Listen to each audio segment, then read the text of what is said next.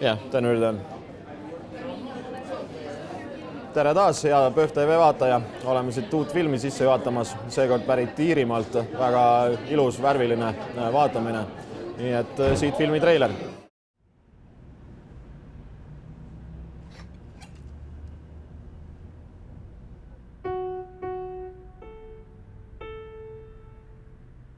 Nii et siit filmi treiler.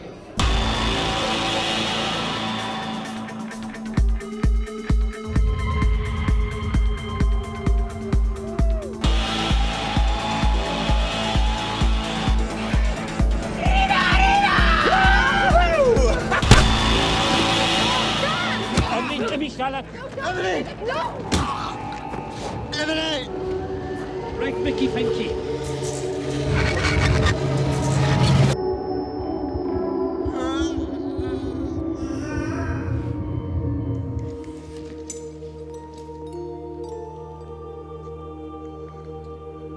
Drinking Foley. Lägen är inte så det fort. Vart är som Alex the fucking pony Jonas?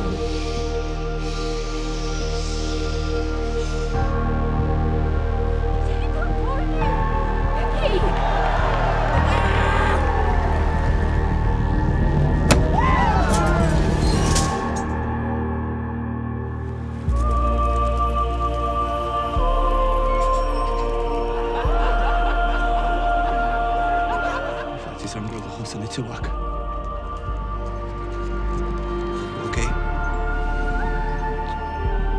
Sen kasar Michel.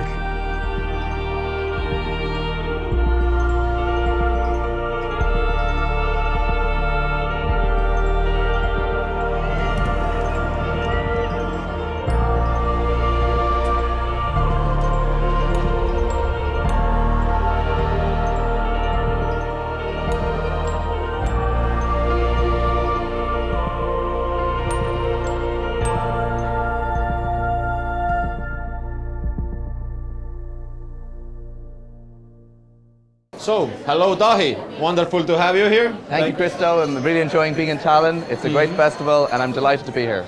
Very good to hear. Thank you. So, as I said, I will poke around a little bit on personal side. Let's open up a little bit. Who is Dathai? Who is the person behind the film? Well, I suppose my name is Dathai Keane. I'm an Irish filmmaker. I work in TV and this is my first feature film. So I would have come up through editing. That was my first, I suppose, work as a filmmaker. I was always interested in telling stories. As a young person, I would write a lot. I would write short stories. And then I gravitated towards film in my teenage years and really wanted to get into film. And then when it came to the time of trying to get my start, I saw editing as a very good way to learn.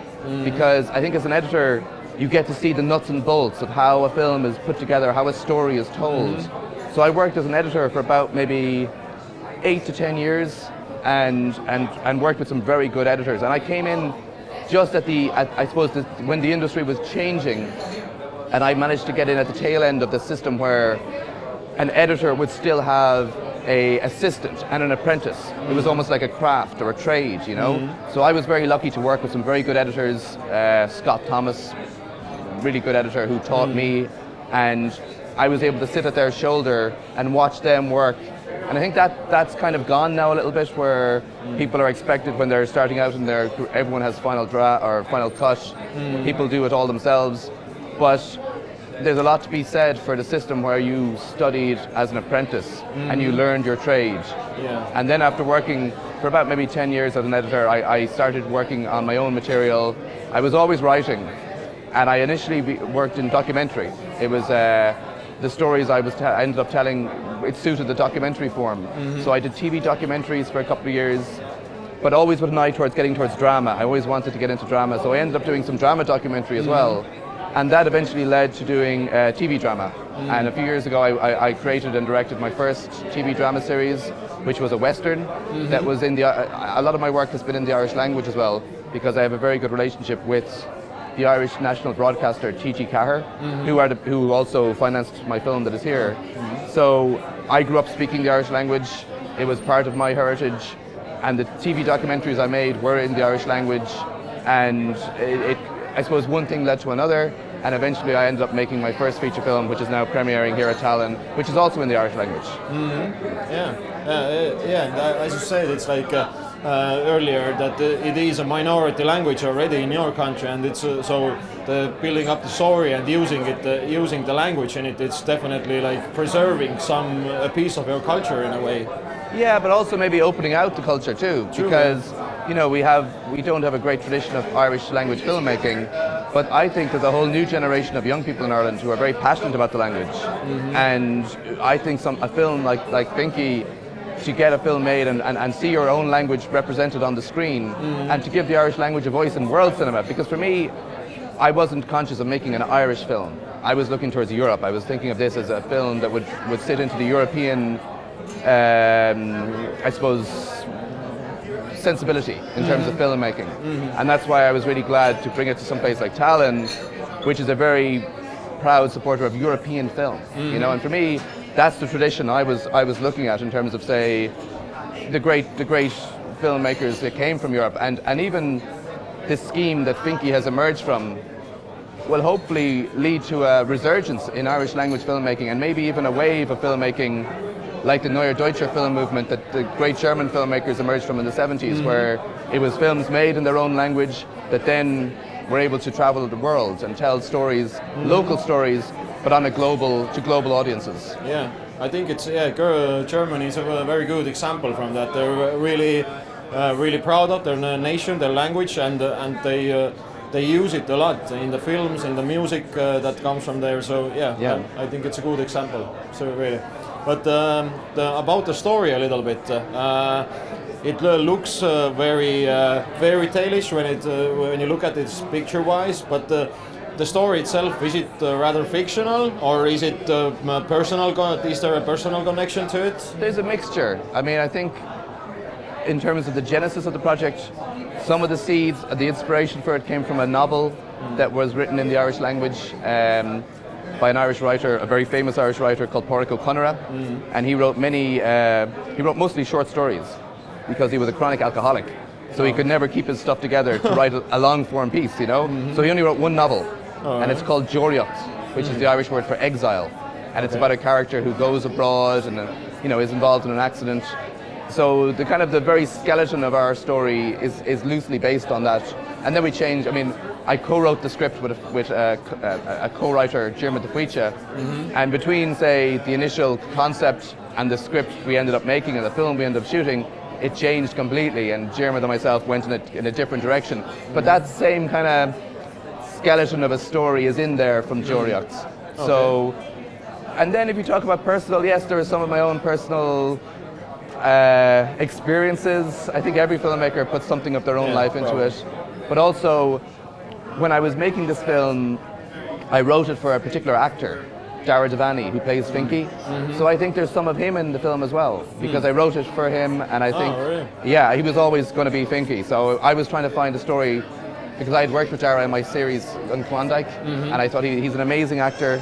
He's a very strong performer, and he's a really, he's a beautiful person, and I love working with him. So I wanted to write a film for him, and FINKY is geared towards his talents as an actor as well. And I think it shows up on the screen also, it's because you write the character of the actor also in it, and I think it complements the character that you have in the story also. And some of the skills that Dara would have naturally had, like Dara's a very musical person, so I built that into the character. He also he has done a lot of puppeteering, so that became part of the character story as well, because these were skills that he had as a performer that I felt we could bring to the film, And it's a risk that you if you might call it like that also, that you circle your whole story around one person. Actually, it's it can go either way in some ways. It's like, well, it's not a risk really, because I mean, I'm a big believer that there's two motivations in life, and I think it really applies to film. You are motivated by fear or faith, and if you're motivated by faith, you know it's going to work, So I had faith in him as an actor, and I think he had faith in me as a director. So it was a good And I think that's the best, when you're working with an actor especially, there's so much of it is based on trust. Yeah. And a lot of that came from having worked before and knowing each other. And I think we were able to build on that and draw on that and have that faith in the material that we had and that we would have this film based around one character's, a character-driven piece that he was going to play. All right. And a little bit more about the fate in your co-creatives, for example, your DOP and the picture itself. How much do you dictate? How much freedom do you give to him? Well, I think for me, film is always a collaboration. It's always a work of a meeting of minds.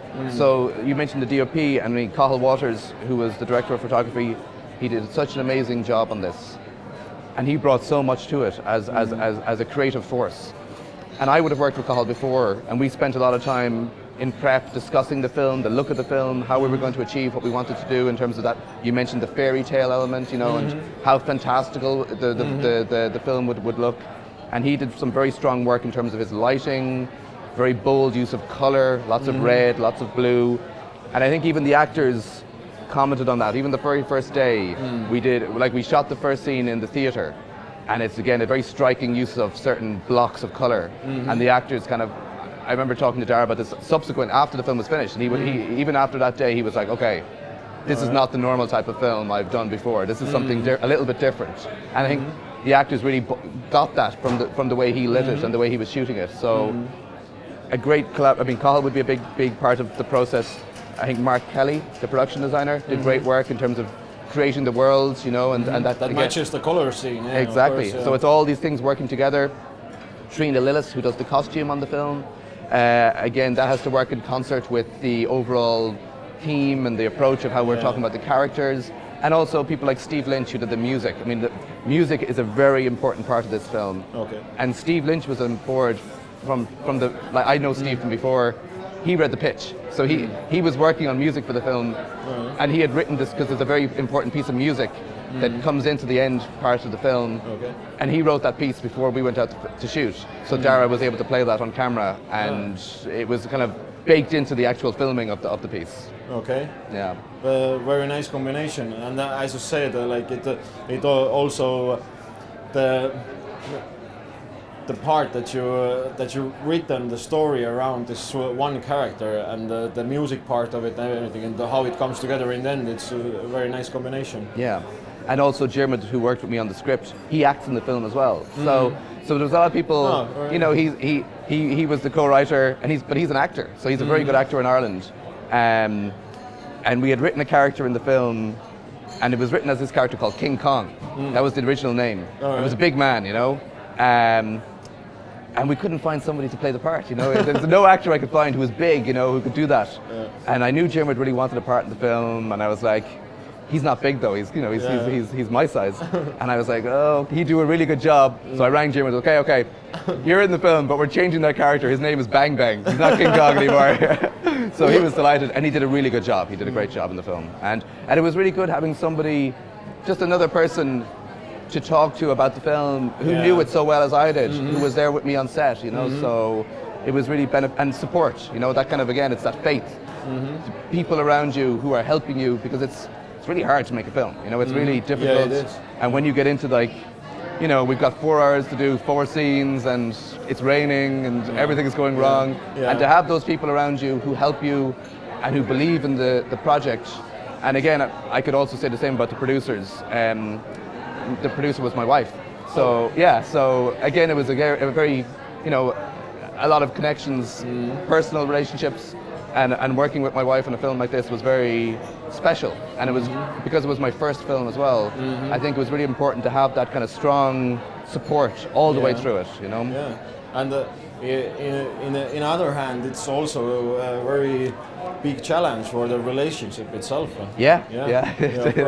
So if people say that to find the perfect partner, you should try traveling together. Maybe we can turn it around and make a film together. Yeah. I wouldn't recommend it to everybody. It worked for us.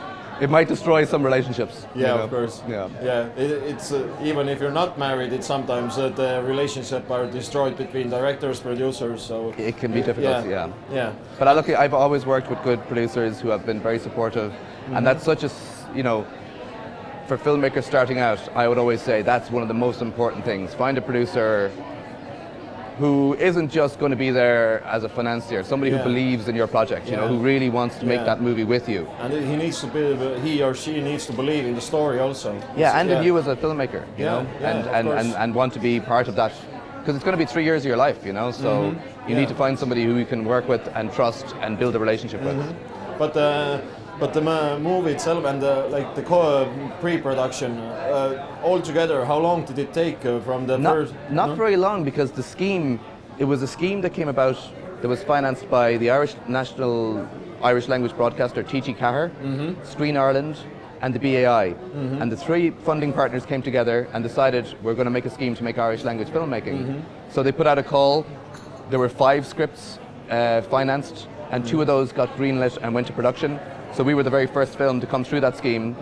So from pitch to going in front of the cameras was about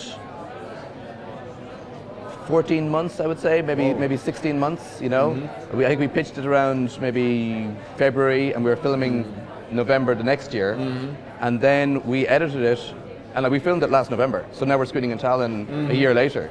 So it's been about maybe 2 or 3 years between the whole thing, getting it out to screens from the initial inception, which for me is very quick, because I've had films where I wrote a film, I would say 6 years ago, they're still in development, you know, so having a scheme that is designed to get films out and get films made was great. It was really positive, and T.G. Cahir were a big supporter of this film and the idea of making a film in the Irish language, so I have to really pay credit to them and the vision of them to decide, because they're mostly making TV, so to branch into filmmaking was really exciting. Yeah, and it puts a pressure on you as a storyteller also. These 3 years, you know, you don't have to have the time to play around that much. It's like and I think a big, again, you talk about people who support you in filmmaking. Dermot Diskin, the editor, that was a really strong collaboration. Dermot's a very experienced editor, has made many films, and getting somebody like that into the edit with me, and I have I worked as an editor for many years myself, so I kind of always shoot for the edit. But Dermot really taught me so much about, and again, it was a big learning curve in terms of the difference between TV and making a movie. And shooting for TV it's quite linear. You shoot your script, you kind of cut the script, and it's done. For me, the film that came out of the edit was not very different, but you know, different in quite substantial ways from the script. And a lot of that process emerged in the edit. And luckily, I was able to call on people like Cahill, the DP. Once we had maybe 10 weeks of the edit done, we went back out and we shot some new material. And I was able to get Dara back, the actor, and we did a couple of days of pickups that really focused on theme, about what the story was really about. And that process was very much coming from the edit. And even during the filming itself, I used to go in, Dermot was cutting while we were shooting, and I would go into Dermot on Saturday and spend the whole day with him, working through the material we had done all that week, and seeing what was working, what we needed to really focus on more. So a lot of what ended up on the screen came out of that process of working with the editor and realizing this is what we need to do more of. You know, this is really working. And as you said yourself, it's nowadays it's more and more that the directors edit their films themselves, and I think it's this collaboration is very important, as you said right now, and probably it gives you like a little bit of an advantage also for you as a previous editor, and now to be on the set, it's like maybe it gives you somehow a framing what you need to get to cut it afterwards. I think so. I think it helps you in terms of knowing if you have the scene. You know, if you feel that there's something missing, I think you can kind of. I think when I first started working as a filmmaker, as a director, I was very diagrammatic. I would plan everything out. I would have all my shot lists, and I think I was trying to control it too much, you know. Whereas now, working with a really good cameraman like DP like Cahill, we're much more fluid, and we're much more allowing it to breathe on set and find it on the set. But then at the back of my head, also knowing you need one more shot, and just to connect those. Maybe if you do like a big wide, not a master, but like a moving master that is quite fluid, and you have everything you need covered. Well, you might be kind of snookering yourself in the edit because you won't be able to cut that shot. So maybe if you get one more angle Yeah. And then you can say, okay, well, if I do need to cut something here, I have something that I can cut to get It around comes that. together somehow. Yeah. Exactly. Yeah. So it is like a really big dance in a way. So you as a director have to be a good partner who takes the lead, and the rest of the team has to stay in your step, but in a way have to have their own mind also. Yeah, I think that's for me, and having, I suppose, done it for a few years now, that's hopefully a place where I've arrived at, where I can say that's how you get the best out of everybody. There has to be some strong leadership that are kind of giving an overall framework, but you allow people the freedom to do their best work as well. And I think that applies to actors, it applies to the crew, it applies to the whole process. Yeah, true. And just as a thought, we all of us have a wishful thinking that we try to learn from other people's mistakes. We rarely know somebody that can do it. It's can you bring out some of the a really big mistake that you've done as a director, but something that you wouldn't avoid? That was a really good lesson. It's a good question. I think for me there was a very formative experience I always remember on one of my first projects working with slightly bigger actors, it was I think a condition of the circumstances also. We had no first AD, so I was running the set and trying to corral, and it was a big scene with 7 actors and they were all messing, and I got kind of angry, and I was like, I felt they weren't respecting the material, and that could have gone south very quickly. Yeah. But one of the actors helped me out really. He really stepped in and spoke up on my behalf. And I think that was an immaturity of me as a director. It was good few years ago now. But I learned a big lesson from that about how you need to, well, also you need a first AD. You need that buffer between you and somebody who's going to control the set. Who takes off the pressure in a way. Yeah. And I think, there's a certain hierarchy that exists on set, and it's been done for 100 years, and it's there for a reason, and it really works when you have a good group of people around you working hopefully towards the same vision.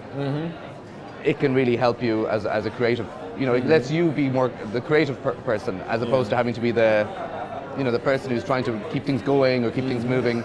So I think I learned, that was a good thing to learn for me, and something I haven't repeated. So yeah, I don't know. I mean, sometimes there's the Magnificent Seven, where Steve McQueen is talking to the head of the bandits, and he's like, "Why did you come down here?" And Steve McQueen tells the story about, he had a friend, and the friend saw this big bunch of cactus trees, and he took off his clothes and jumped into the cactus, and Steve McQueen said to him, "Why did you do that?" And the guy said, "Well, it seemed like a good idea at the time." And I think directing is about that too. Sometimes you do things, it seemed like a good idea at the time. Yeah. And here again, the editing comes in. It's like it gives you a head up a little bit. What might be a good idea and what not. So yeah, definitely. Yeah, and sometimes you get the luxury of being able to see things in the edit that you can then go out and maybe, like we did, do some pickups. Make sure that the film that you're telling is telling the story from the very beginning. I think a lot of the work we ended up doing in the edit was on the first 15 minutes of the film. That was the bit that was most difficult to get right. And most of the material we ended up going out and doing pickups for were geared towards that first few, the first 15 minutes, just to get the story going. I think we probably had about 25 pages of script that ended up becoming about 10 minutes on screen. So I think the openings are really hard. Openings of films are difficult, to get them right, and very hard to get them right on paper. And hopefully through figuring out, when you're in the edit, you then realize, oh no, that's the film we're making. That's what we need to focus in on. Yeah, that's true. It's like with film, it's a little bit different. If you start writing a book, you can start from a middle also if you want to. But with the film, you have to get the ending at the starting just right, Yeah. And of course, with the book also, you have to get your viewer or your reader interested. But yeah. And the middle, the beginning, the middle, the end. That's what you need. Yeah. Get all those, you're good. Yeah. But again, in book writing, you can always go back, delete, write it again. But it's harder. Like you can't pull the whole crew together again. Hey guys, I need that one shot more. Yeah, and even when we did the pickups, we only had a skeleton crew. We had a very small, Cahill, the DP. He had we were very lucky that Graham, the focus puller, came out as well, and we had all the props, we had everything stored that we needed, but I suppose without those personal relationships that I have with those people who I would be friendly with, it would be very difficult to do that. Yeah. And I would, for the end, I would like to compliment the choosing of the language, the Irish language in the film. I think it's really easy for the rest of the world to forget that you're, first of all, not an English country by culture, let's say. And I think it's a very nice thing that you're doing here. Thank you. And I think it's important that, you know, the Irish language is part of our identity. We should be proud of it, and I'm really happy that it's getting a voice now on the world cinema stage through films like my own, because language is part of who we are, and to make a film in the Irish language is a real privilege, and I was really happy to be able to do it, and to work with actors like Dara, who's an Irish language speaker and an amazing actor, and I think even just to get that performance from him on screen, I'm really proud to be able to put that out and show people that talent and do it through the medium of the Irish language. So I'm really happy you picked up on that. That's cool. All right. Yeah. Thank you, Dahi. Thank you, Christo. Yeah, really good talking to you. And thank you. Talon is premiere, so it's been all good. Great. Niisiis, hea vaataja, siit väike usutlus filmi režissööri Dahiga. Nii et minge kinno, vaadake üks ilus värviline pilt.